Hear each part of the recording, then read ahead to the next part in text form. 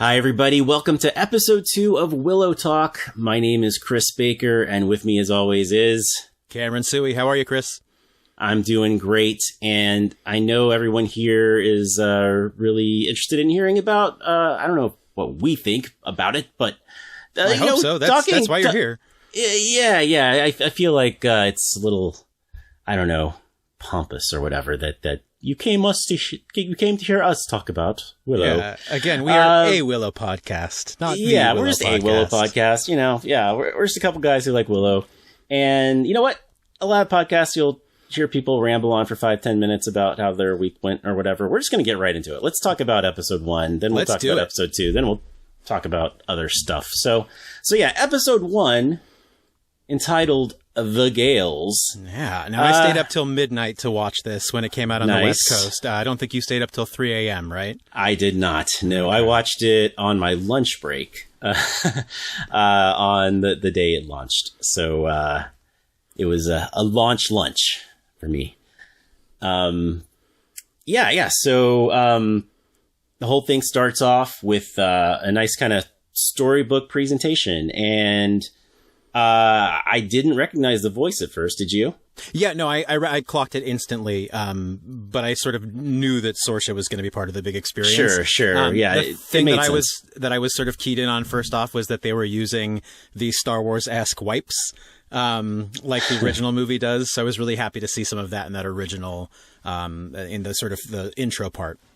Yeah, you know, I like the kind of storybook approach to it. It's really well done, and it fits the franchise pretty well. Yeah, it's certainly in keeping with Willow's like fairy tale approach to everything. And it was a very nice, concise retelling of the 2 hours of the Willow movie. It is surprisingly and that's maybe to show how sort of simple the story is that you can get it in those few beats. But it actually spends the majority on characterization, and not necessarily on plot, which is kind of nice. It really sets up Willow and Mad Mardigan as well. Yeah. It's funny. Like, I think we talked in our last podcast when we were talking about the movie, how, you know, the love story in the movie is, it's a little forced, maybe. You know? Yeah, I think it may be perfunctory, like it just sort of happens. Yeah. They certainly do have chemistry, but like you are expected to believe that it is going to occur, and it doesn't. Right. Yeah. But I like how they kind of dismiss it. She says, "What can I say? I was young." Yeah. And I feel like that's like, yeah, the love story was very 80s movie. But yeah, I thought that was interesting how they covered that. Now, I gotta say, as soon as that recap ended and it said Willow had a dream and a vision, I was briefly terrified that it was going to be the vision from Shadow Moon that you had described to me. I literally wrote down in my notes, "Oh no," with lots of O's. I thought that was exactly what was going to happen. So I was really thrilled. For those who don't know, you know, it's possible you didn't catch our first episode, where we talked about Shadow Moon, the follow-up novels in the mid-90s by Chris Claremont and George Lucas. There's this big thing called the Cataclysm that happens. It destroys Tyrosline, kills everybody. Elora escapes and forgets it all. So in that sense, there's you know, the forgetting it all. There's that link. That's true. Other than that, it's pretty divergent pretty quickly. Yeah. Yeah. And there is an earthquake later on that we'll discuss a bit, but it's in a very different context. And they do set up that idea that Elora Danan is hidden at that point, and that you don't know who she is, but that you assume that she's going to be part of the cast at some point. Yeah. We very quickly learn that her identity was concealed. Yeah, and at the same time, I noticed they were also, like, the visual that went with that was putting away Cherlindria's wand. Yes, I don't know if you remember my little gripe last time was like, why don't they give the wand back to Cherlindria? Doesn't she need it? I have questions about that because they mentioned Cherlindria later, but we should hold off on that. Yeah, we'll hold off on that. Yeah, so then we see our first like real new action that's happening with the story when we have these two figures fighting on the side of a cliff, which we later learn is called the Cliffs of the Canyon Maze. Canyon Maze, yeah, which is a really sort of nice, understated fantasy set. It's not, really grand and overwhelming, but it's a very interesting visual sort of background for that sequence. I also think it's very notable that they go right out of the preamble saying that Elora Danan is hidden, and then they immediately cut to two characters wearing masks. Which doesn't necessarily say anything, but to me implied, hidden identity, now we have hidden identities. So I was already sort of keyed in on one of those two characters being Elora at that point. Right. And I think it's just because, I've seen the trailers a few times. It's not like I've been just watching preview stuff nonstop, but I kind of already knew who it would be, but I think we're supposed to think it's two dudes. I think I mentioned this before, is that I avoided all trailers for this. I think we mentioned when we were talking about the Willow movie that seeing the trailer for the Willow movie robbed me of the great joke of Mad Mardigan actually being a swordsman. So I was hoping to not repeat that. So I went into this as blind as possible, and in some cases not even knowing who was in it. Like, you told me Christian Slater was in it last week, and that was a shock to me. Right. But yeah, so they're fighting there, and so we meet the characters. This is Kit and Jade. They're you can tell they're very close. We find out later they're even closer than we know right away. Yeah, their relationship is sort of ambiguous at first. Yeah. It seems very close, but you're not quite sure how close. And I liked how they let that just be ambiguous without saying, without somebody questioning it or without somebody else saying, you define this for me. It was just, they were what they were right then. That was nice, I thought. Yeah. It actually, one thing I really liked about Kit is just within the first 30 seconds of meeting her, she has the Mad Mardigan swagger. As the daughter of Mad Mardigan, she kind of looks like you'd expect her to look, and she's got the Val Kilmer kind of swagger to her. And I could tell right away that, that's who she is. That's her goal. And when you meet her twin brother shortly later, he is very visually much more like Mad Mardigan.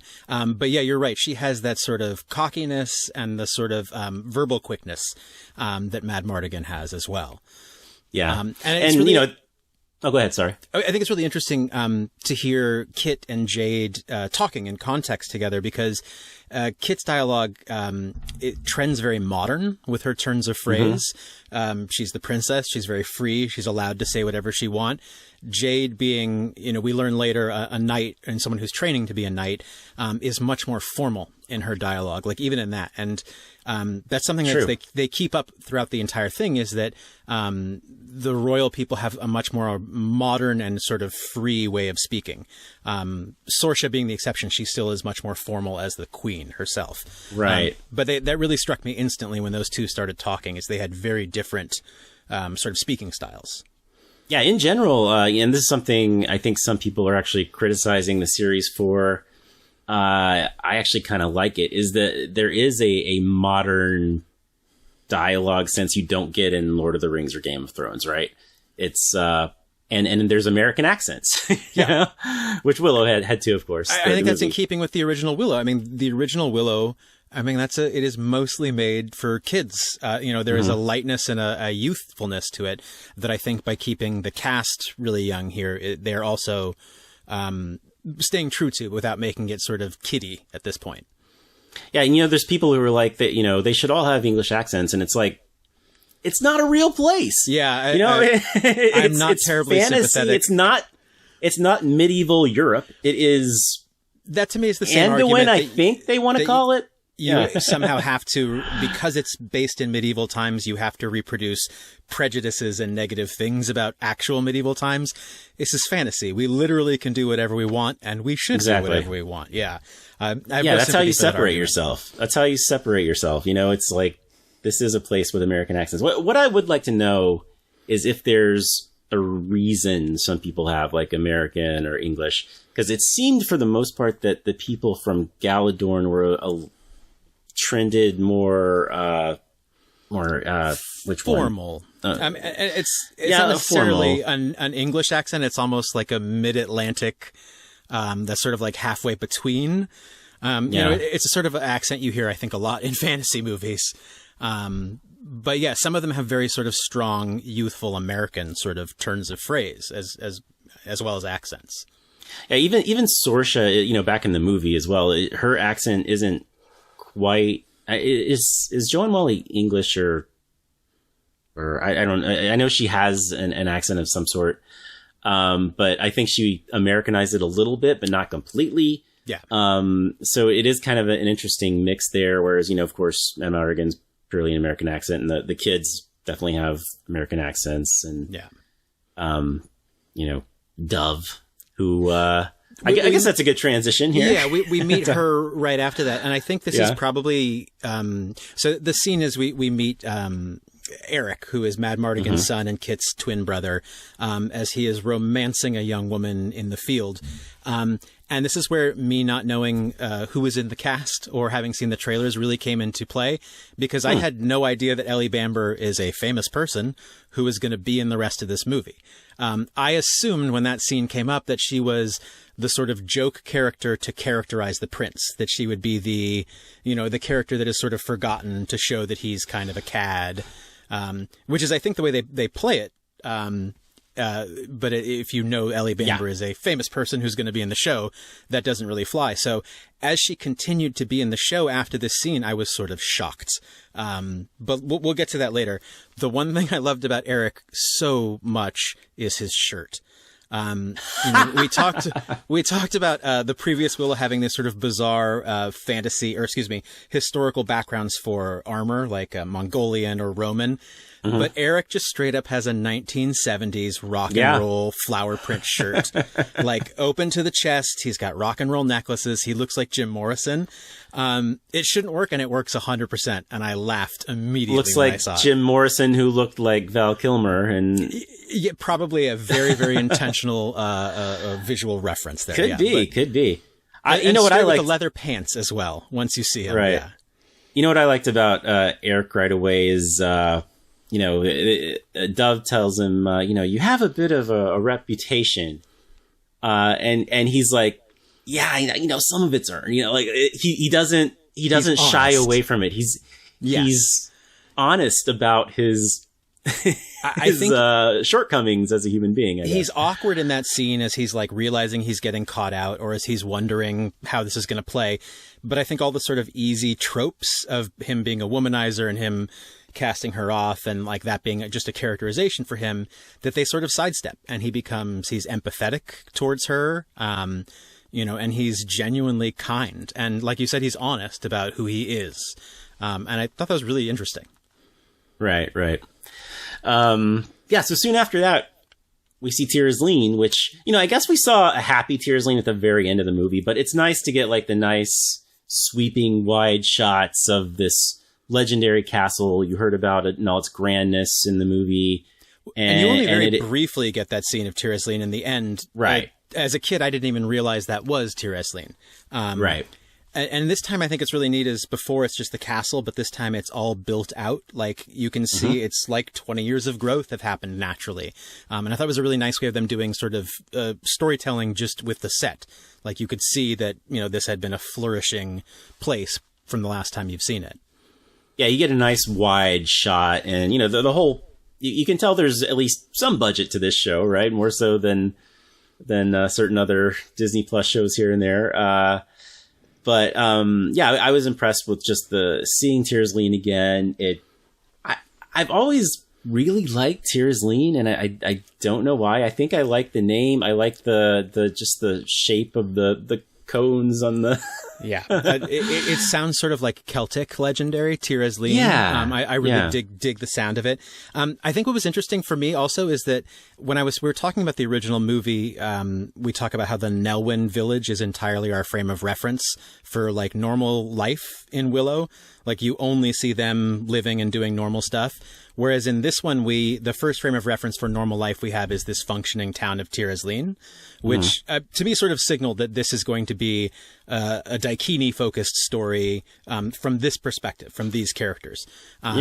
So, and I think as, through 2 episodes, it's mostly focused on Daikini characters. So I think giving this sort of like functioning town where everything is going well at the beginning is similar to showing the Nelwyn village at the beginning of the movie. Actually, it occurs to me, have we heard the word Daikini yet? I want to say yes. I want to say yes, too, but I don't know where. I've watched each episode twice now, and I don't remember hearing Daikini. Maybe when they make it to the Nelwyn village or something. But the problem is that I've been saying Daikini so often lately that I don't know. Yeah. Just in case they don't say it, and in case you don't know listening, Daikini means human. I think everyone probably knows that. Daikini are the people who are about 6 feet tall. Right. Giants who live far away. Yes. Yeah, so... yeah, I'm just checking out my notes here. Kit informs Jade she's attending the gala tonight, and she's surprised. So yeah, we see that this relationship between Kit and Jade, where Jade doesn't really want anything to do with these kind of high society functions. Yeah. Well, and Kit doesn't either. They're both they both talk about not wanting to get dressed up for it. Which I think is really interesting later when Sorsha is like, you got to put on this dress and you got to get, you got to act the proper lady. For Sorsha, who is the sort of warrior princess of Queen Bavmorda, to be sort of enforcing this much more traditional femininity on her daughter, is fascinating. Yeah. I feel like it's intentionally so. I think they know what they're doing with that tension. Do you think that she's being the mother she wishes Bavmorda was, like forcing this stuff upon her, even though she probably wouldn't have wanted it herself? Exactly. It's like when you grow up with really hippie parents and then you really resolve to be like conservative. I think she's sort of trying to give her daughter maybe this sort of ideal childhood that she didn't have. And she's not listening to her daughter that that's not what she wants. Yeah. Which is a very classic parental-child relationship. Yeah, and you see, she also has some interesting words with Eric. Eric has been making out with Dove, and he's got a little hickey on his neck, right? And again, calls him out on that. But Eric is defending Dove. When he doesn't have to, he could say, "Yeah, I'm just having some fun." He is talking about her ineffable human qualities, even when he may not know her name. Kit, who knows what's happening and just learned this name Dove, like she goes, sure, it wasn't a dove. That is a fun little thing she said there. So then we hear Sorsha out of nowhere, Sorsha hears out of nowhere Willow's voice saying, "The Gales, they are coming." And I don't think it's ever really clear if is Willow literally talking to her right then, or is it just like this kind of feeling from everything that she's heard from him? My assumption upon first seeing it was 100% that he is transmitting a warning to her. Mm-hmm. My assumption, having seen 2 episodes, is not so much that, because I'm not so certain that he's in a position to transmit those warnings or would even want to transmit warnings to her. So I'm actually sort of curious and skeptical about those visions that she's having at this point. That's interesting. Do you think it could be a decoy of some sort? I think given what happens later, there may have been a lot of decoys going on. I have some thoughts about that as well, because I still think what our enemy wants is hidden at this point. And we have to sort of infer by actions. And so I always assume red herrings and decoys. Okay. Yeah, we do have a predictions episode at the end of the show, so maybe we should save that kind of stuff for then. We also meet a character, Ballantyne, who's a knight who...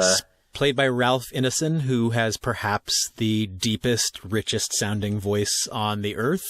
It's why I bought a subwoofer, was just to hear his lines. Wow. What else is he in? I'm not familiar with him. He's in The Witch. He's also in The Green Knight. And he just has this unbelievably low tones to his voice. So the moment I heard a single vowel sound from him, I got really excited because I knew exactly who it was. Yeah. Oh, that's cool. So eventually, soon after that, we meet character Graydon Hester. Played by, I don't actually have his name written down here, and I forget his name. Tony Revolori, I believe it's pronounced Revolori, who I'm familiar with from the Spider-Man movies where he plays Flash. I think that's a very well-known role of his for sure. But here he plays one of two twins, one of whom fell out of a tree and died. And he's the sort of sad remaining twin. A very different character from Flash right off the bat. He's almost not likable when he's first introduced, and Kit and Jade don't take a strong affection for him right away, because he's so quiet and withdrawn. But he's a fascinating actor, so he's doing a lot already with his face, that you can sort of see how much he's thinking. I was actually thinking about that myself, the way that this character relates to Flash Thompson in the new Spider-Man movies, and on the surface, they're very different. But, if you watch the Spider-Man movies closely, you see that, like, he's actually really distant from his parents, and he's got, like, all these personal problems, and, like, being the kind of bully almost that he is how he kind of deals with it to try to, feel better than he probably really feels. That aspect, I think, to this character is there. It's just presented in a more honest way. Yes. Yeah. Well, we're also introduced to his dad at this point, King Hastur, who seems a little bit frosty and a little bit prickly, and is not entirely likable. I'm extremely distrustworthy of him for a specific reason that I'll hold off till the prediction section.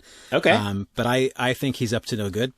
Well, he seems very like, oh, this is the best I can do for a kid, but you're going to have to take him. That seemed to be his attitude for the most part. I have thoughts. Okay. So, Sorsha and the king, they talk about skirmishes to the west. And Bone Reavers, The Bone Reaver scum is out. She's heard similar reports in the north, but we hear about the barrier. I think this is the first time we hear it. No, it's not the first time we hear about the barrier. We've heard it once before because I think Kit and Jade point at it, and you can sort of see it in the distance at the beginning. But it's the first time they really discuss the barrier. Yeah, and we're still not really sure about what the barrier is or what it means, and obviously that comes into play a bit later. And that's something I really actually been enjoying about both episodes is they feel very free to just dump a concept on you and then not explain it. And they're not sort of overwhelming us with a huge amount of world building. So it's okay to leave you a little bit confused, but I think it's great when they just sort of introduce concepts and everybody's aware of it and you just sort of have to pick it up as it goes. Yeah, and the barrier is like it's interesting, but it's not like the kind of thing that it's going to drive me crazy that I don't know every bit about the barrier until they tell me about it, And I already know an important thing about it, which is that it's a barrier of some sort. And it keeps out the bad stuff. Yeah, exactly. Also at this event, we have Eric being Eric.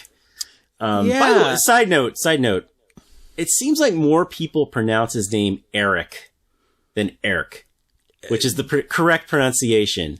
I only recently realized that the vowels, that the R is at the end. It should be Eric. But I would think the directors and all them should know that too. But it really sounds like they're saying Eric to me a lot of the time. I've been doing it wrong for 30 years, so I'm not going to get it right anytime soon. Yeah, he is totally sort of being a cad in the dinner. But then he looks over and sees Dove. And again, like this could have been a punchline about his character, how he reacted in this moment. But he's genuinely sad and she's genuinely sad. And at this point, I still didn't know she was going to be a main character of the show. And I was just sort of stunned by how sort of inherently kind it was, how they were really focusing on the two of them being saddened by this situation that they find themselves in. Like I kept waiting for it to be a joke at somebody's expense, and it never was. Yeah. I got to say, too, it's during this scene, and this totally caught me off guard, where I kind of got the feels for the first time as a longtime Willow fan. where, the girls are talking about his father almost in a Rey in Force Awakens sort of way, like just this kind of legendary figure. I think they believed in him. It wasn't like Rey wasn't sure if he existed, but this is when the girls are talking about Mad Mardigan, they also mention that Mad Mardigan was a knight of Galadorn, which I don't know if that's never discussed in the movie or not. I think it's insinuated. Okay. I did read recently it's in the novelization that apparently he deserted a battle and that's where that line, Mad Mardigan, you don't serve anyone. Gotcha. I serve the nail one, Eric, But yeah, I kind of got the feels when he says, my dad, he was great. And it's just like, he's talking about that bargain. Yeah. Not only that, he uses a variation of Willow's famous, you are great line. There's been a my lot dad, he was great. It's so simply stated, but it's just like, oh my God, it's got like this wave of like, I love Mad Mardigan. I'm really glad that the fan service is hitting for you, because I feel like you're getting a very a nice balance of not calling attention to it and not being sort of overwhelming, but still calling back to the original script. Yeah, and most people watching that, 99% of people watching that probably were just like, okay, he had a cool dad, even whether they've seen the movie or not. Yeah. But, if you've seen the movie probably 20, 30 times like I did in my childhood, it's like, yeah, that made me feel something, as simple as it was. And that's also the point at which Saoirse gives a short little address to the audience, where she says a couple of fascinating things. One is, it's been 200 moons. 200 moons, yes. Which is only 16 years. So in Earth time. That leads me to wonder, what is a month on... I believe, is the Mother World sort of the current official title? I keep seeing that pop up in wikis now. Until we decide what it is, it's Willow World. Okay. Yeah. To the press, they've been saying 20 years. Yeah, so, that's what I've heard as well. So yeah. I have to assume that maybe we don't know quite what a moon is, but it's what they use for measurement more than once. Sure. They also have at this moment the point where she says, until that day in which Elora Danan can come back. And everybody picks up that call and says, till that day, till that day, till that day. And I always feel like groups chanting in unison is like really great, fast world building, because you're presenting something that everybody knows, everybody's familiar with, and is a sort of tradition and a culture. So it answers a lot of questions about what people know about Elora Danan within the world, which is that everybody's aware of her, and no one knows where she is. Right. And that they are all sort of expecting her to come back. So like, I think that really nicely sets up a whole lot of things that come into play very quickly afterwards. Yeah. And if that day comes, which, spoiler alert, it does very soon after this, it kind of makes this whole shindig not mean a whole, I mean, it still means something, but it's not, the future king and queen to unite these two kingdoms, which by the way, I didn't really realize the politics here, I guess. I think the original movie is so vague about the politics. I'm not even sure if Nockmaar is a country or just an outpost that Bavmorda was squatting in. Like, there's really not a whole lot of distinction. And later, Graydon talks about when I'm a ruler or when we're ruling. But you have to think that they assume at some point they are going to be stepping down, that they are only sort of ruling as a regent in the time until. Yeah, but at the same time, it's sort of treated like Elora Danan is almost a legend at this point to them. The people their age. Actually, and no one knows what happened to her. My wife pointed out that nobody sounds terribly excited about the chant until that day. It feels very formal and like we've done this a whole bunch, but it's not like, can't wait. Right. So after that, Saoirse goes and talks to a prisoner, almost in a like, I don't know, like Batman going to Arkham Asylum kind of way. Yeah, she definitely has this sort of close relationship with a man in a cage. Yeah. Which they don't give you any details about right away. They just let it be this unusual relationship that's defined by how familiar he is with her. And how, he says things to her as a queen that nobody would have said to her prior to this. Yeah. And unlike Batman going to Arkham Asylum, it seems like she actually likes him, to the point that he's like, or she is actually saying, bad things about Graydon and how she wishes she didn't have to do this. Yeah, and so that really leads to the question, why is he still in the cage if this is the nature of their relationship? Yeah, and we will find out eventually, but it's an interesting mystery at this point. So soon after that, we have Jade telling Kit that she's been accepted to train with the Shining Legion of Galadorn. Who never accept women, but they've made an exception just this time for her. So here's the thing. That's what I thought that's what the line was the first time I watched it. The second time I watched this, I noticed that Kit's actual line is, but they don't take... It doesn't actually say what they don't take. Do they not take women? Do they not take people from people of color? Yeah, people from Tir Asleen. It is a Galadorn Legion. Right. So is there some other thing it could be that they don't take? Yeah. Is that going to come into play later? Maybe not, probably not, but it's it is something that I picked up on. I think if they don't take women, it's sort of interesting considering in the first Willow film, we see only queens, we see only princesses, we only see female sorcerers, we only see the female queen of the fairies. All the sort of powerful figures are women. Even Sorsha is in a huge position of authority for the bad guys, yeah. So it's strange to me to have a part of that culture that is still denying women entry into something. But maybe that's just Galadorn. Maybe Galadorn is the last refuge of chauvinism in Willow World. That could be. So soon after this, Kit is like, she's just had enough, and she confronts Graydon, and she says, "We're getting married. That's weird, right?" And that's like one of the most modern things probably stated in this whole thing. And definitely one of the times where the modernity of the dialogue sort of went too far for me. And it's an easily ignorable thing, but it was just a little too. And I think immediately following that, she says "like" 3 or 4 times in one sentence, and it makes sense in a modern character. She's sort of uncomfortable and sort of riffing, but it was notable to me in Willow to have a character say "like" twice like that. Sure, it is weird how that. I get the off-putting. I let it slide because it's a world that didn't exist. It's like when Poe Dameron says "badass," I think, at one point, or he said "ass" in some regard. I mean, it was weird. Han Solo says, "I'll see you in hell" at one point. Right. Like, we're not terribly consistent at all times. It's okay. Yeah, they mention hell in this show as well. Is it the equivalent of the hell that we know? Is it the netherworld? Is it something else entirely? Have they put any thought into it? I don't know.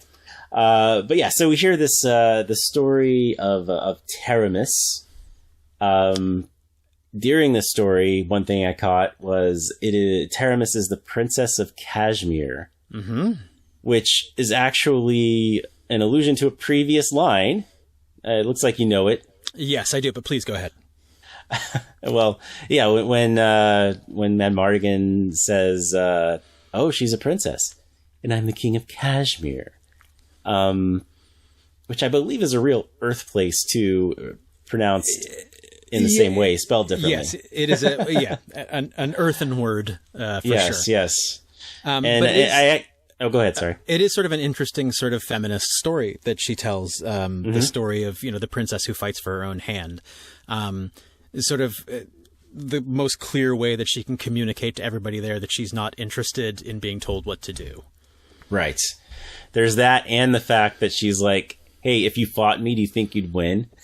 and he obviously doesn't. the answer is no. Yeah. Yeah. I love how both Kit, or rather Jade and Eric, both try to step in to sort of help her and talk her down from that moment, and how much she rebuffs both of them, probably to her deficit later.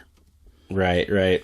Yeah, in this scene, Sorsha is not having it, and she says, if you think I'm tough, you should have met my mother. Which really, if you think about it, like, there's no reason for Kit to really fully appreciate that. I mean, I'm sure she's heard the stories. Right. She has no reference for what Sorsha's talking about. And she's just a teenager with a mom who's being too fierce at this point. Eric comes in at this point and he's like, hey, everybody, don't worry. I talked to Graydon. He's actually a cool guy. And Sorsha is so cruel to him. Mm-hmm. Like, she's like, you're putting your nose where it's not welcome, where you don't know what you're doing, and you're a fuck up. Excuse me. We're going to bleep that out. I'm going to back that up. Welcome, live video. So Sorsha is so cruel to him when she says, you're putting your nose where it's not wanted, and you don't know what you're doing, and it's not welcome. Which is so strange to me, because he's actually, in that moment, extremely empathetic about reaching out to the right people, and smoothing it out. And he seems to be doing a great job being a diplomat and being, somebody who is trying to help everybody get along and get together. So Sorsha feels so out of line when she yells at him about that. Yeah, and you do get the sense too, kind of like I was alluding to earlier, that even though he has this reputation and he's the ladies' man and everything, he's a good, honest dude at the end of the day. Yeah, and he just wants what's best for everybody. We learned that Mad Mardigan, eventually we learn he's a good and honest dude. But they're really starting off with him being empathetic, kind, self-centered to a certain degree, but certainly aware of himself. Right. So yeah, eventually you get Kit and Eric alone together. They start arguing, and Kit says, "You'll just leave, just like Dad." So that raises the question, like, really, what happened to Mad Mardigan? Like, we're all thinking it throughout this entire time because he's not there. Yeah, and Eric's reaction to that is very honest. Like, that's not fair. I'm not him. And it speaks to a large, a past for both of them about that. Yeah, and it suggests they both don't look fondly upon the fact that he, like it was almost Mad Mardigan's conscious choice. There's abandonment issues. Yeah. Yeah, exactly. And, we'll learn later, specifically from Kit's own personal theory. So yeah, then Kit leaves, and Dove enters the picture to talk to Eric. She's got it in her head that they should just stop seeing each other because she saw what she saw. And then what does he counter with, Cameron? Eric doubles down by saying, yeah, but what if I did commit? Which, again, absolutely not what I expected him to do in that position. You sort of get the feeling that when she comes up and says, I want to call it off, that he's like, oh, yeah, I'm going to use this as the out that I wanted it to be. But no, he doubles down on it, which is really great. And again, at this point, I didn't know she was main cast. So I was just like, what is happening? Are we like, he's just the greatest guy of all time. So it was really nice to see him continue to play against that sort of womanizing type, while still being somebody who's inviting the muffin girl into his bedroom at night. Right. And by doubling down, he's proposing marriage in what he refers to, I believe, as the most awkward marriage proposal ever, or something like that. Probably the worst marriage proposal of all time. Yeah. And so, I mean, that's a big step to take. It makes you actually think, he must really like this girl, or else he's going to do something terrible and completely desert her. And he doesn't seem like that type of guy just based on his actions so far. And the more they build Dove up as somebody who's sympathetic and somebody that you care about, the more that would be totally unacceptable if he did that. Exactly. So from there, we get a scene where Kit enters the chambers of Jade, and says that she's leaving. This is her last chance to leave, to see what's going on beyond the barrier. And she kisses Jade goodbye, so we get a nice indication of just how close these two are. Now, upon a second watch, I think it's fairly clear that that's meant to be their first kiss. Okay. Jade reacts to it with a measure of surprise that leaves her sort of wrong-footed for the next 2 or 3 seconds. That makes me feel like it was something that she wasn't expecting. But given the intimacy and the sort of closeness from before, it seems like it was something they both, whether it was spoken or unspoken, it was something they were both aware of. But it really felt to me like that was their first kiss. Yeah. But yeah, I think that the big takeaway here is that, Kit just wants out of there. She doesn't want to have anything to do. You really get a sense of just how much she does not want to marry Graydon. Yeah. So yeah, then stuff starts to go down. So Sorsha hears Willow talking about the Gales again, whatever the Gales are. Then we see these 4 evil figures who are the Gales. Yes. I had to look it up. I wasn't sure if the Gales were the characters or the kind of wind that they cast that causes I think it's the fog. the 4 villains are the Gales. It is the 4 villains, and they... Now, something to note is that I watch everything with subtitles on, and subtitles occasionally spoil things in interesting ways.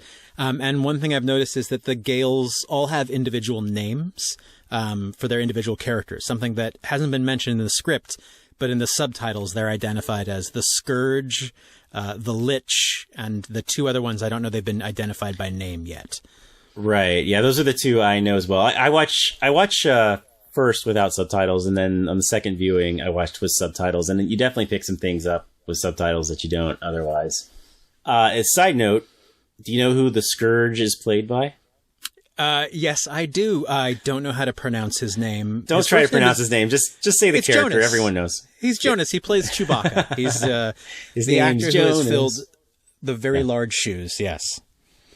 Yeah. So if you think about it, we got at least three actors from Solo, a Star Wars Story in this movie. In Chewbacca and Weasel, who what was the role of Warwick Davis, and Infus Ness was Aaron Kellyman. Kellyman, yeah. And who knows? There may even be more that we don't know as much about. We got 3 in the first episode. We're on a good track. Well, yeah, and of course, Ron Howard is attached to this and everything, and Kazan as well, I think, was part of that too. But anyway, so the Gales, they initiate their attack. They put this huge fog over Tyr's Lean, and then just stuff starts happening. I think the first attack is an evil crow just swoops in and kills a guard. Drops him out of the sky right on top of Kit Death and Jade. Dogs. Yeah. We see our first look at Death Dogs. I said Death Dogs, right, as Sorsha goes, Death Dogs. Like out loud, I said, oh, Death Dogs. Yeah, it was...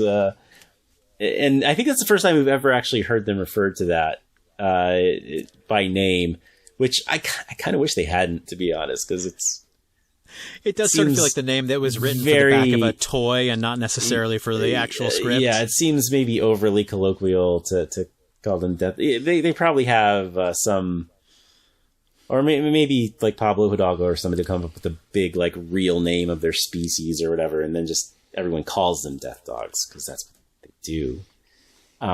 Is it clear where these characters are from? Are they from Nockmaar? The Gales? Yeah, the Gales. No, I think that later on we're given the name of a sort of a larger villain, and I think it's clear they come from there, but it's not specific. What I sort of loved about it is that they're basically 4 very strong, instantly recognizable visual designs. Mm-hmm. Like a shapeshifter, a giant, thorny giant, a tall, skinny thing with whips on a horse, and then the sort of mage who was called the Lich. They're just 4 very strong, monstrous designs that instantly read as unique and threatening. Yeah, I will say they did remind me of stuff. I don't think they were as original as the kind of takes on, trolls and dragons in the movie was, like the Lich specifically reminded me of the Mouth of Sauron in the Return of the King Extended Edition and video game. Played by Bruce Spence, yes. Okay, yeah. And I feel like I've seen his kind of shtick of disappearing and reappearing and that sort of thing before. Maybe I just played too many Zelda games or something. I don't know. The one thing I was really thrilled to see was that they kept the sense that when somebody magically transforms, that it's sort of very physical and messy. The way the feathers, sprung in and out of the shapeshifter was, it looked very wet and gross, and I liked that. Yeah. And it's probably the most consistently capable magic user, I would say, that we've seen so far. I guess Bavmorda was pretty consistent. She just messed up at the end. Only evil people are consistent about magic, but good people are consistently hamstrung. Right. Even Rizal had to resort to punches at one point, right? So yeah, that's like, they're very enhanced in terms of powers, which is interesting. I will say that throughout this fight scene, which was, fun, and I felt like you get sort of like character sense of people fighting, the one thing that I really felt like is this is taking place in the courtyard of Tir Asleen, where the dragon and the troll fight happened, and I have no sense of the space. Like, I don't have a sense that this is the same space. And I think like a good fight in the fog where you're really focusing on character interactions and not the physicality of it is great and can be really good for characterization. But I really wanted to get a sense of like, this space already, so we're building off your sort of map of that space. But what do you think they did with the dragon carcass? Somebody ate it.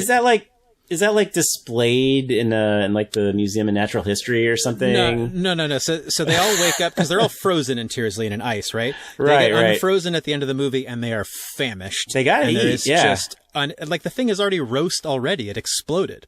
True. Like there's cooked meat, 24 hours old. They went to town on that dragon. That's the only answer. I'll buy it. That works for me. One thing that happens during this fight is Ballantyne gets branded, I guess is the best way to say, and really branded. Corrupted, as we'll find out later. Sort, yeah. Yes. And which the Lich says something in a language that is identified later as Nakhotic, which I wrote down because that sounded very interesting. But then that gives a chance for Graydon to be very helpful later because he can recognize the sound of that language. And Graydon also, throughout this whole fight, is up in the tower, sort of watching it, not knowing what to do. We've established that he's not a very physically capable character. But he's the one who sees critically that it's Eric who's kidnapped at the end of that fight. And that really took me by surprise. And probably in retrospect, it shouldn't, because it's such a nice, simple flip of the kidnapping the princess trope. But it is such a simple and nice flip on that. I really enjoyed that. Yeah. One thing I was looking at Reddit, I think it was, and someone pointed out that we don't actually see Eric get abducted. No. Yeah.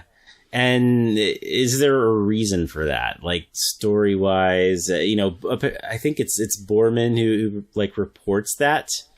And it's Graydon who is the one who sees them. Okay. And he has actually, and now I'm suddenly doubting him now that you're pointing this out. Yeah, because he has a very specific, like, I saw it had gossamer wings and it was in his talons like a hawk. Like, it's very poetic, whereas before his speech has been only what's necessary. So now I'm suddenly doubting that, yeah, you're right. We don't actually see Eric taken. We only have Grayson's word on it. Yeah, so that could come into play later. Who knows? One thing I liked was, we get a little bit of Sorsha action here. And, it's just cool to see in a way that we didn't really get to see. I more than anything, I would love to have seen Carrie Fisher be able to fight like a Jedi. Other than in CG, that's awkward. Yes. But we see that Sorsha's still got it. And they even play like a little variation of the theme, the James Horner theme, when she picks up her sword, which is still one of the coolest swords, I think. Yeah, yeah. And she also releases Borman from his cage during this fight. And what I thought was interesting about it is that he's like, oh, we're doing this again? Like, it seems to be a known thing that they let him go from this cage. Because he's like, gentlemen, fetch my cleaver. He knows what he's doing. Also, another great, unusual weapon there. That giant cleaver with the handhold in the middle of the blade, yeah. And he uses it very effectively against the Scourge. Yeah. Chopping off its arms. Its arm. Classic Star Wars arm removal, yeah. Yes.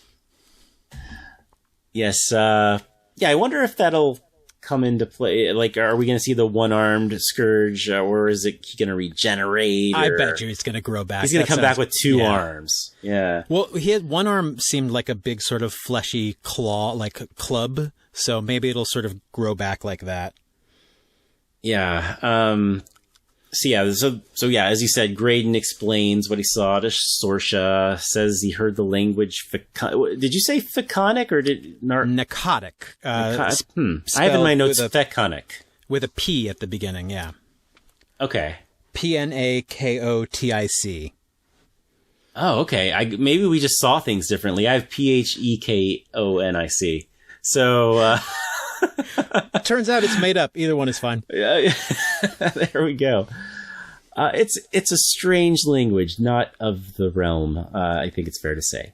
Yeah, it definitely sounds like sort of the Black Speech in Lord of the Rings, like the sort of Mordor tongue. Yeah, that's a very good comparison. Go ahead. Sorry. No, I was just gonna point out that the next thing that happens is like Kit is like, I'm gonna go rescue him, and Sorsha's like, yeah, okay. Go ahead. Yeah, great idea. and I like, she sort of stops and she's like, Mother, you didn't hear me. I'm going to say it again. And she's like, no, I did hear you. Go. And I loved how they sort of skipped over a whole sort of scene of tension that they might have had that was like, we all know that this is a quest. We're all going on this fantasy quest together. Why would we stop here? Like, and I think the sort of, the inertia that they have at this point of putting everybody together on a very clear quest, we have to get Eric, is really nice. And I think at this point is a point that I noticed that unlike most other fantasy shows, we've not been cross-cutting to multiple different characters and multiple different locations. We have been extremely focused on a tight core of characters, and never really leaving the same area that they're all in. Which I think is great. Is such a way that it distinguishes itself from other epic fantasies, and is exactly how the movie was. The movie was entirely following Willow. Right. So yeah, I think it's amusing too. She actually uses the word fellowship. It's like, yeah, we know this is a Lord of the Rings thing. Wink, wink. We're not going to hide that. We'll just use that word, fellowship. Yeah, and I love that Graydon's not going to go, and his dad's like, you would let your betrothed go without you? And he's like, it's not ideal, but I'd learn to live with it. Like, he so clearly has no desire to leave safety whatsoever. It is kind of actually, now that I'm thinking about the Fellowship of the Ring, it is kind of the polar opposite of, and my axe. You know, it's it's like, he's forcing his son to go, yeah. Oh my God. And very quickly, we've given Borman a reason to go as well. That he's, he has a debt to somebody, which we can sort of safely assume is probably Mad Mardigan. Just the way that they've interacted before. I love that they were just like, look, these are the characters, go. It made sense. It didn't feel unnatural to put them together. But at that point, it just had such nice forward momentum. Yeah, I found it interesting too. So the line, I wrote it down. Sorsha says, "He'll see it done, not for a pardon and not for me, to square a debt with an old friend." And there is a look on Borman's face. It's like, oh man, like. Yeah, you're calling this one out. Yeah, right. So you get a sense. I mean, I thought it was Mad Mardigan at the time. We'll find out later. It is Mad Mardigan. But the question was like, yeah, what happened, right? And we might get a little more insight of that later on. So of course, Sorsha says they're going to need a sorcerer. There's only one sorcerer left in the world. It's a Nelwyn on the River Freen. It was so very clear where this was going when they started it, but yes. I was very happy to hear that next step. Yes. Yeah, so they have their fellowship. We get to another kind of personal scene between Sorsha and Kit, and she's laying it out there like, hey, that Morta's blood's still out there. I've got it, you've got it, your brother's got it. Yeah. And something can happen with that, I think it will.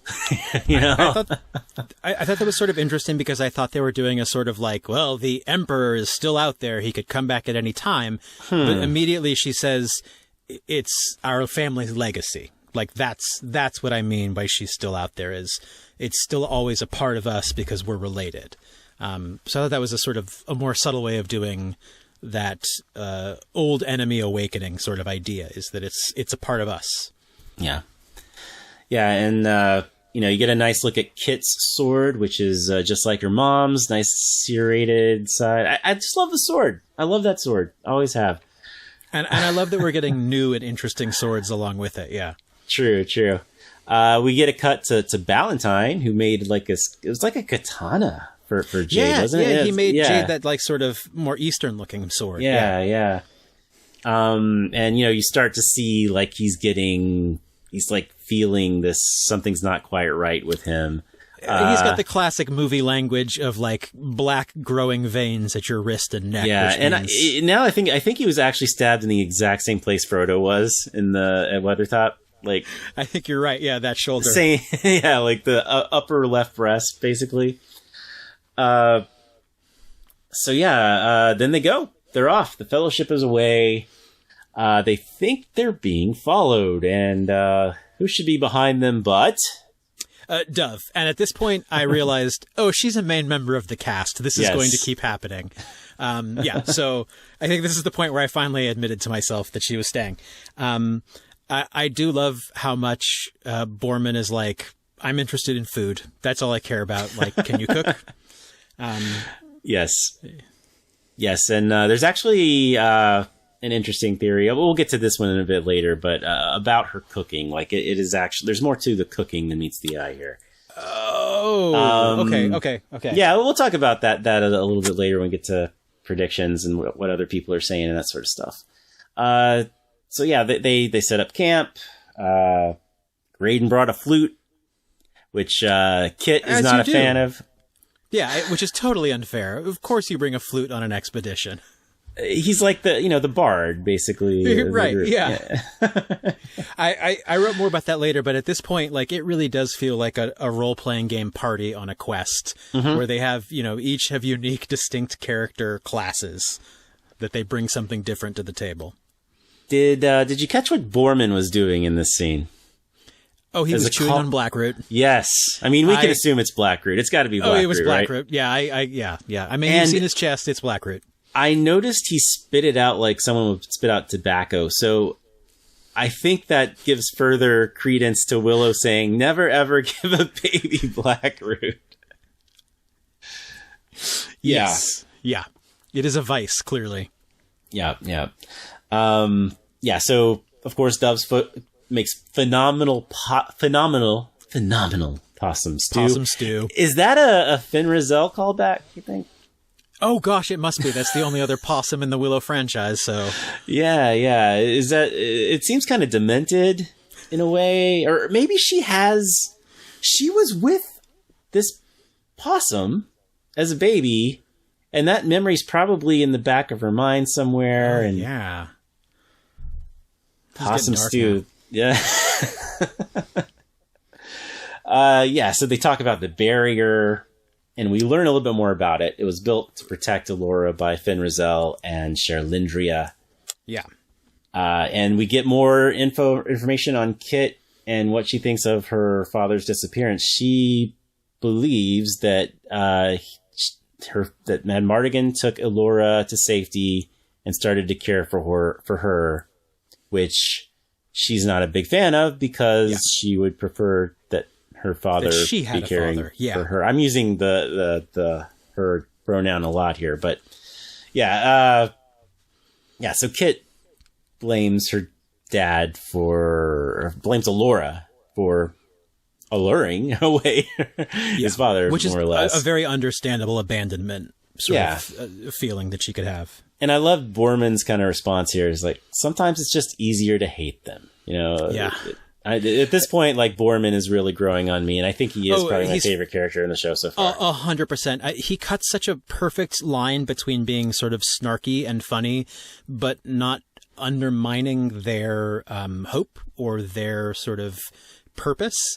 Like, it could be so easy for that character to be like, you're all idiots and you're all strolling off into danger and I'm so snarky and cool. But like, he has a sort of playful, sort of instant. He's not keeping himself separate from the party. Like, he is, he's not aloof, which would be the easiest choice, I think, to make.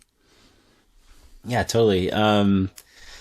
Yeah, I just, I love the actor's deliveries, and I think he's probably the closest thing to a Mad Mardigan in this show. Yeah.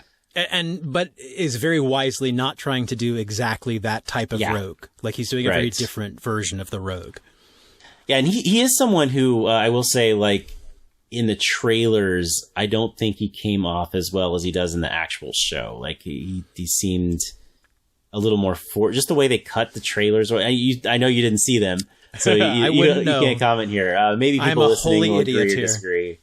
That's just kind of the way I felt about that character. I wasn't really looking forward to seeing him based on the trailers, but now he's my favorite character in the show. Yeah.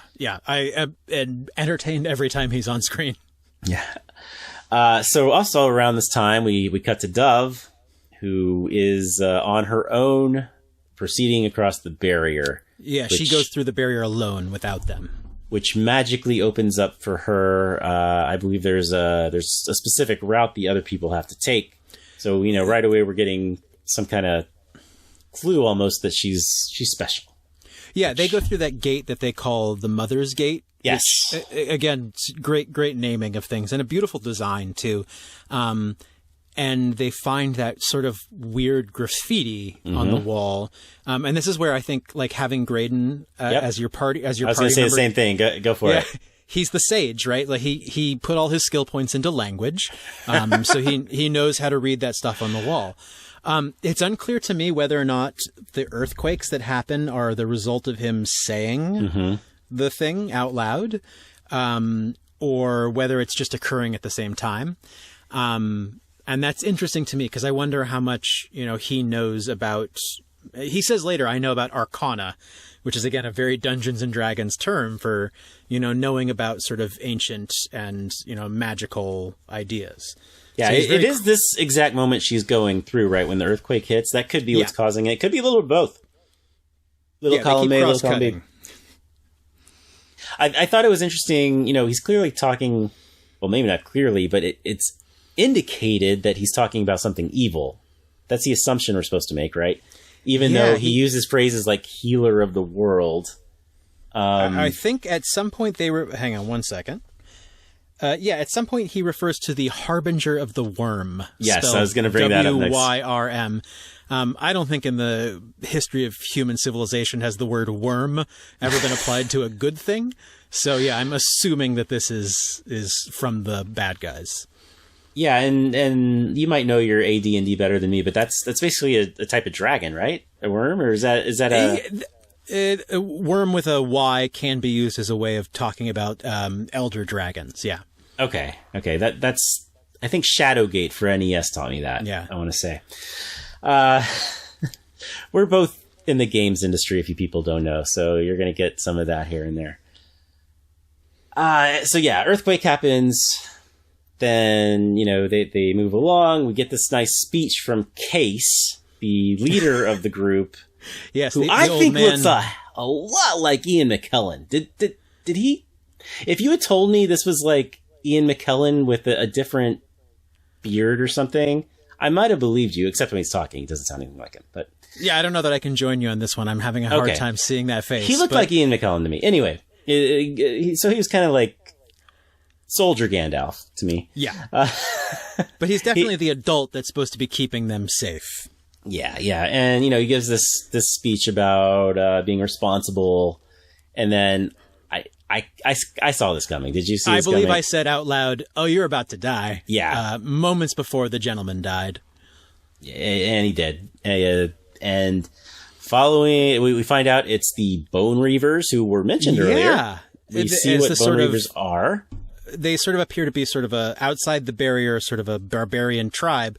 But they're all wearing masks that look like skulls, which instantly led me wonder whether or not this is related to General Kale in any way. Yes. So I'm very curious to see if they develop the idea of the Bone Reavers. And I get a sense that they will, because the Bone Reavers recognize Borman. And that's such a great bit where they're like, Borman! And he's like, not me, mate. He has such a great, dry delivery to that. It was really fantastic. Yeah, I mean, I'm forced to wonder, was Kale himself a Bone Reaver? And, that's basically how Babmorda formed her army, was all these just barbarians, basically. Or did he adopt the known symbol of a barbarian tribe? Yeah. Wait, I have questions. Yeah, and all we can do right now is question, but I think, I've always really liked Kale just because he looks cool. I think we kind of talked about this last time, but... Yeah. It's hard not to love a dude with a skull face. And he still looks better than all the Bone Reavers, which, they look cool too, but that mask is just so perfect to me. Yeah. And then we have this great bit with the horses, with, Borman leading them away and saying a word that we initially don't recognize, and them all leaping off the cliff together. And this is a moment that I realized that they had been being pretty clever about doing some action and stuff off screen. You don't see any of the horses fall. So, I can assume this probably doesn't have the same budget and resources as a full-blown Star Wars show. And I can already get to the sense that they're using their budget wisely, and sort of doing things with restrictions in a way that really worked for me. Do you think it had the execs or the budget comparable to Young Guns 2? Because one thing a lot of people are pointing out is that this exact same thing happens with Lou Diamond Phillips' character in Young Guns 2. Where he jumps off a cliff and says something in Navajo that means stop. I am deeply embarrassed that I didn't recognize that, because there was a time where I had seen Young Guns 2 probably 5 or 6 times. And same here. Should have been able to say that, yeah. Yeah, and, I don't think I've ever seen the original, actually. I've seen 2 many times. I think it's because of Blaze of Glory. That's such a great song.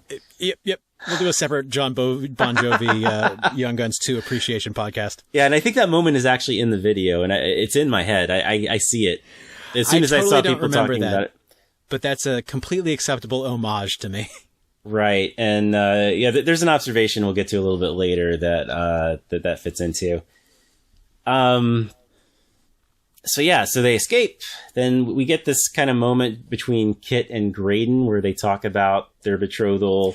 They both don't want it. This is a moment that I think I would have expected to come in their character arcs, maybe on episode 3 or 4. I was very surprised that they were getting to this level of, hey, we both know what the situation is, and we can take a step past that, and we can talk about, things in the future now. So I like how much they're accelerating things that I would have assumed would have gone slower. Yeah. There's a weird part of me that's why would they just be right next to each other in this journey anyway, when she can be standing next to Jade the whole time? It's did you ever watch Smallville? No, I have not. The show. Okay. Well, the show Smallville, Clark Kent and Lana Lang, sometimes together, sometimes on their own, they would just be in Lex Luthor's mansion because they're friends with him in the show. It's work to get there. It's work to get to this mansion off the main path in Smallville, and it just doesn't seem like the type of environment that they would actually be having conversations in. Weird aside there, but you go with it. You need that kind of moment to express what these characters are feeling, basically. Yeah, I like that beat between the two of them, and I think Graydon is already developing a little more than I expected, and I like that a lot. I think right after that, they come into the Nelwyn village, and I was sort of immediately heartbroken to see that it's all broken down and abandoned. And doesn't look, and I realized that that's because the Nelwyn village is outside the barrier, which is a little interesting. But it is confirmed later that they have been driven underground because of the sort of predations of how the outside is getting. Yeah, I was watching YouTube Screen Crush, and they pointed out that they're in the mines that are referred to in the movie. Burglecat says, "You're going to go working in the mines." He says the pit at some point. Yeah. And I always wondered, what the hell's the pit? But apparently, yeah. Okay.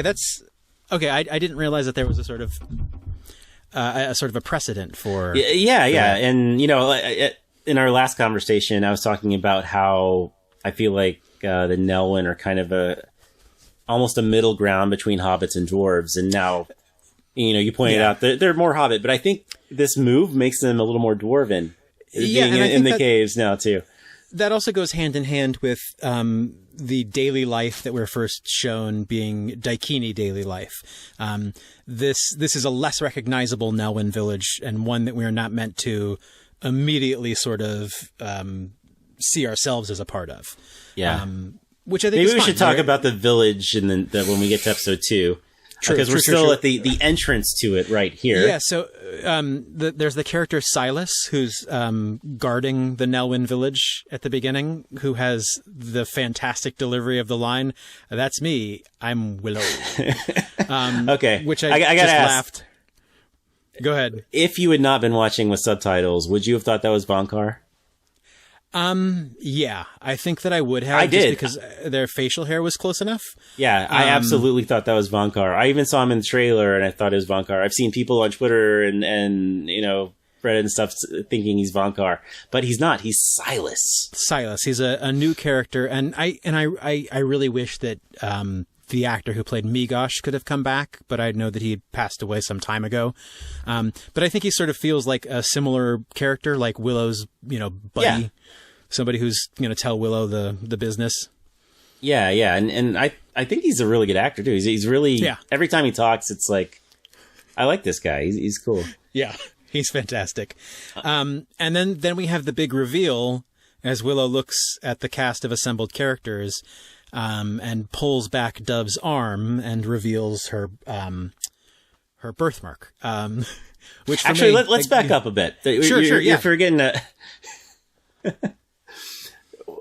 This is maybe the most forced line in the entire show so far. When Willow knows Eric was taken by the Gales, and he says, "A prisoner of the withered crone who dwells in the immemorial city that lies beyond the shattered sea." That is like the most lore-packed single sentence. Yeah, more like lore nouns in that entire sentence than most of the first movie. Yes. Withered crone, immemorial city, shattered sea. These are all new things we're hearing for the first time in the course of about 10 or 15 words. Yes. And Last Blood of Chimeria. Yes, that too. And then, Boorman jumps in and he's like, they haven't even mapped beyond the shattered sea. Like, that's crazy. You can't possibly expect us to go there. And Willow's like, "That's where we must go, beyond the edge of the world, into the unknown." Which, of course, is what you do in a quest like this. So then we get to the part that you were describing. The big reveal, yeah. Yes. And I guess one of the things that really struck me is, I don't know if you watched the Lord of the Rings, Rings of Power show on Amazon Prime. Yep. I liked it a great deal. But so much of that show is taken up by identity puzzles and who are these characters really. So True. I really assumed that there was going to be a lot more of an identity puzzle with Elora Danan. So I was delighted to see that they popped that bubble by the end of the first episode and sort of clearly said where she is and who she is. I think a show like Willow will do better from sort of a clarity of purpose than a mystery that is stretched out. Yeah, I feel like if the same showrunners who did Rings of Power were on this show, like we'd see Willow in episode 4. Like there would have been like this kind of build up, because I like that show too. I'm a huge Lord of the Rings fan, but I felt like it took 4 to 5 episodes to really find itself, and then it got awesome. And I was getting antsy in this. Like, when is Willow gonna be here? I want to see Willow. Yeah. Yeah. And I've seen people compare it to Luke Skywalker at the end of Force Awakens. I don't know. I feel like it's a little more positive than that. Like, he was hiding to protect himself. He wasn't.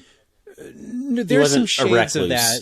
Yeah. But later on, we get a sense of why he is where he is, and it is similarly sort of tragically complex and interesting. But yeah, he's not hiding. Like, he's back with his people. We find out later he's the High Aldwin of his people. He's in a good place, basically, or nominally a good place. Yeah, and I've got to say too, like I mentioned earlier, I got the fanboy feels a lot when Mad Mardigan was mentioned. He was great. This really set in. I knew it was coming. It reminded me a lot of when Luke showed up at the end of Mandalorian. And, I was like, I'm pretty sure Luke's coming. I'm pretty sure Luke's coming. And then my heart was just like pounding. And I knew, of course I knew Willow was going to show up. But just seeing him show up, and he's even stuff he says is in the trailer, but just the build up, I guess, and everything, I didn't cry or anything, but it was like, well, yeah, this is it. I do want to point out how fantastic Warwick Davis looks right now. He looks so good when he comes out. And also, I would like to have a real brief thing. Let's just remember that he was 17 when he was in that first movie.